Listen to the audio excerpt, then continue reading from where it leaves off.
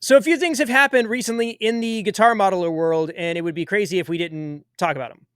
So the two big news stories this past week have been the release of the Neural DSP Nano Cortex. Yep. And then I think on Friday, this was dropped, the new updates for the Kemper pedal style unit. And there's definitely some saltiness there. But Dan, since you're already in that neural ecosystem, can you kind of walk us through the general gist of this new product? Yeah, I mean it's if you think about a Line 6 Pod Go, which is sort of a very, very slimmed down version of the Line 6 world that is not really built for the fiddler, the fine tuner. It's kind of got presets that are generally pretty good, and you can combine them in ways that are pretty flexible, but not the wide open flexibility of the Helix world.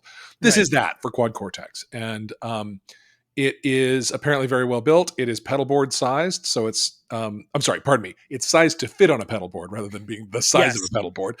It is $550. Now it's missing a few things. It doesn't have XLR out or stereo out. Mm-hmm. It does have a weird combination of effects. So it's amp profile and on. So anything that you would put on a pedal board ahead of the amp, it doesn't have. And so that's kind of an odd choice, because the Quad Cortex has all of those things. So right. they could just lay them all in there. It also does not have an effects loop, which is weird. It's got expression control, but not an effects loop. Oh, the other thing it has is neural capture, which is the profiling.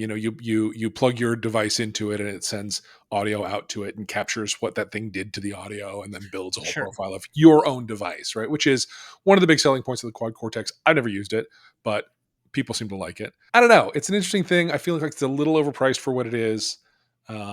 And it wouldn't give me the flexibility I want. Yeah, the reason, like basically just ground zero, that I knew that it wasn't going to be viable for me is that I need a readout. I need a display that tells me where I'm at. That's the other thing. It has no screen. Yeah. The interface is very limited, and I'm looking at the layout of it right now, and these bank and preset like dots. Yeah, they're LEDs. Light. Little series of LEDs. Yeah, but they are teeny tiny. Yeah. If you are standing, at a mic looking down at that, I couldn't tell you if I was on 3 or 4.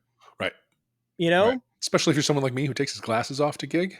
Oh, yeah, that's a non-starter. Yeah. And that was my gripe with the Kemper profile player is it's similar, very similar. Yeah, very similar in the layout and feature set, and also no readout, no display. So, but there's a further glitch with the Kemper.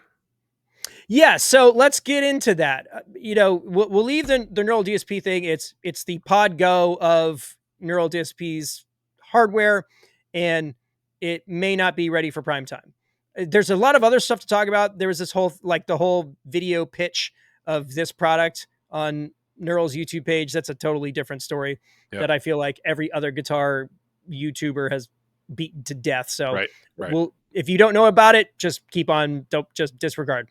We didn't mention it at all. But let's get into the Kemper player update. So, like I said, on Friday, Kemper announced the updates to their profile player guitar amp pedal, which is basically their stomp size version of the Kemper profiler.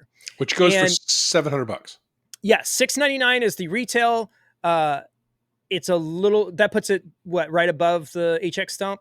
Yeah. So Kemper announces this release and all of these new features, but there's a pretty dirty catch to it. Yeah. And that is that these upgrades are paid upgrades, which means that your hardware has been able to do this the entire time. And if you want to get access to them, you got to pay them more. Yep. These are 2 specific separate updates that you can bundle together, for money. And they are marked as level 2 and level 3. So I'm guessing the current firmware of the Kemper is level 1. Yeah. And level 2 basically just adds a bunch of stuff. Honestly, from where I see it as a Line 6 customer, it's a firmware update. Yeah, this Because is the kind of thing Line 6 has put out 3 or 4 of a year since the Helix came out for free. for free. That adds 20 new effects, 20 new pedals, virtual pedals into the thing. Yeah, it's like 5 dirt boxes, 3 boosts, shapers, equalizers, modulation, pitch shifters, delays. Like, okay, but they want $180 for that. Yep. Like, if you counted up all of the things that they added, like, you're talking $5 per thing. And listen, I work for a software developer. I understand that R&D costs money, but that to me just seems absolutely outrageous. And I'm really like, I'm going to go ahead and throw it out there. I can foresee them rolling back this idea. Maybe not like rolling back that it costs money, but maybe adjusting the pricing. I don't know. Yeah. This to me just feels like a colossal misstep on their part. Right. And then we talk about level 3. It has 8 individual effect modules. I don't know what that means. That might be more slots. I think it's slots, yeah. Okay. And then parallel path, which I can guess what that means. Looper, which I think I know what that means. Yep. And then multiplied rigged memory. And the implication here is that we're unlocking physical memory that's already been there. Yep. And that upgrade is another $150. So, altogether it's $300 to get the full version of what that thing can do. Now, you also throw in it now can profile now. That was another part of the right addition to it. Right. Which is, a major Kemper selling point, always has been. But they're up against a quad cortex device that can do that with no extra charge. So, I may be talking out of my rear about that profiling thing. Okay. I don't see that listed here, but if you saw it somewhere, I believe you.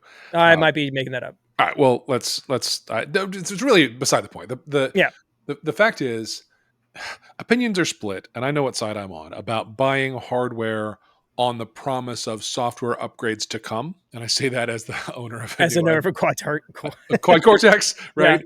Yeah. And an iPhone 16 Pro, which has, this massive future in its roadmap sometime next year. Yeah. In theory, I don't like that, but if you look at my buying history, I don't mind it enough to hold on to my dollars. Right. The Quad Cortex was pretty disappointing in its upgrade path. That has improved some in the last couple quarters. They've brought out some really good stuff, including finally integrating the desktop plugins that they've been famous for forever, since before they were hardware manufacturers. Finally, you can use those on the device, which was a promise. Well, some of them, yeah. They're most popular ones anyway. I mean, that was a fast follow after the hardware promise that took them 2 years. So kind of disappointing. But you'll notice I'm still gigging the Quad Cortex, and I'm still quite happy with it. The upgrades they've done, aside from new effects and sounds and features and things like that, the upgrades they've done to the UX have been great. Really good quality of life improvements to how to use the thing. It's got a very large touch screen, gets better and better in terms of the workflow in it. So in general, I'm pretty happy with that. I trust that when Apple Intelligence comes out, I will be equally happy with my new phone. As it is right now, Siri looks like she always does and is as stupid as she's always been. So, the question you got to ask yourself is, if I'm as I consider a hardware purchase, do I want to trust the manufacturers and their promised timelines or communicated timelines? A lot of times they're very loose in their dates. Which, as a software guy, I mean, you get this too. You can't speak very specifically about a release date more than maybe a week in the future. It's not. Yep. That's just not real, right? Oh yeah. So I totally get that, and I think that the hardware was so transformational, was so much more powerful than anything else on the market, just from raw computational capacity. Yeah. That I could see the promise of upcoming software releases really exploiting that and making the most out of it, and that was intriguing enough for me to be able to make that purchase and commit to that ecosystem to whatever degree I have. And I guess same with the iPhone. The stuff that claims to be coming in Apple Intelligence looks juicy enough that I want to be on the cutting edge of it, because it's I enjoy that kind of stuff. And sure. And my phone carrier swapped me out of a iPhone 13 Pro for free, so why not? I don't know. As a Line 6 customer, I'm feeling pretty smug, frankly. Yeah, for sure. I've played the Kemper player, and it's fine. I didn't love it. Granted, I was at NAMM, and it's probably not the best environment to try those things out, potentially. Yeah. But still, it was not I have yet to play a product that like really gave me pause. It was like, maybe I need to jump ship. Like I don't see it. Yeah. And the thing that bums me out is that like the neural specifically doesn't do the thing that I loved about the stomp was that it did what the Helix did. Right. And it was easy enough to move stuff from one device to the other because they speak the same language. Even if it's pared down. Yeah, well, that's the thing. The way it was pared down didn't impose, like, the limitations it imposed were of quantity, not quality, right? Right. You could do all the same stuff, just not as much of it. Yeah. Whereas these two new products, there's like stuff that their flagship item does that this just doesn't do, Yeah. and that's a really different thing. It's a really different thing. I think the Stomp is a much more complete product, and now what is it? 4 years old, something like that. Nice. Longer than that. Yeah, whatever it is. And these new versions of it are obviously targeted at what these providers think are the most valuable things for their players, but they do come with limitations that are odd. Yeah. So if you've got one of these, best luck to you. I don't know. Well, and Like I I'd love said, to hear how you're using it. I'd love to hear your use case for it. I think it's an interesting conversation to have. well, I think like the Kemper one makes sense if you're a Kemper player. Like it does kind of give you now, if you've got an extra $300 laying around, it gives you the ability to do the thing that the big Kemper does. Right. It just kind of sucks that you have to pay for the functionality. And the Cortex Nano doesn't do the Nano Cortex doesn't do what the Quad Cortex does. And you Right. can't necessarily translate one to the Right. other. Right. Because like when I first heard it, I thought, well, maybe this is like something you could put in a rack that takes up less space, and you can just, if you're running your MIDI automation and stuff, maybe that's all you need. But I don't think it does any of that. No, I don't think it does. I don't think it does. And a lot of Quad Cortex patches use a lot of the hardware that Quad Cortex comes with. So slimming Yeah. down the hardware profile to run it, those things just aren't going to go. Yeah. So yeah, it's got to be its own kind of thing. You got to think of it as a totally separate product, which is unfortunate because, of course, the brand is all built around the power of that machine and the quality of the plugins, which they only just have managed to sync up and Yeah. not completely, as you point out. So yeah, it's an interesting time. I mean, everything that I've heard as far as samples go sound good. I'm sure Sure, it is a sure. great sounding unit, and they're still not fully out. I know people who played it and said that it was cool, but most of them are not neural players to begin with, and Right, so the rubber meets the road when you're actually using this stuff to work. And a lot of gear reviewers aren't doing the kind of stuff that we're doing, right. week in and week out. So time will tell, but I'm not impressed with either of those things. And like I said, as a Line 6 user, I'm feeling really very smug at the Yeah. moment. Yeah,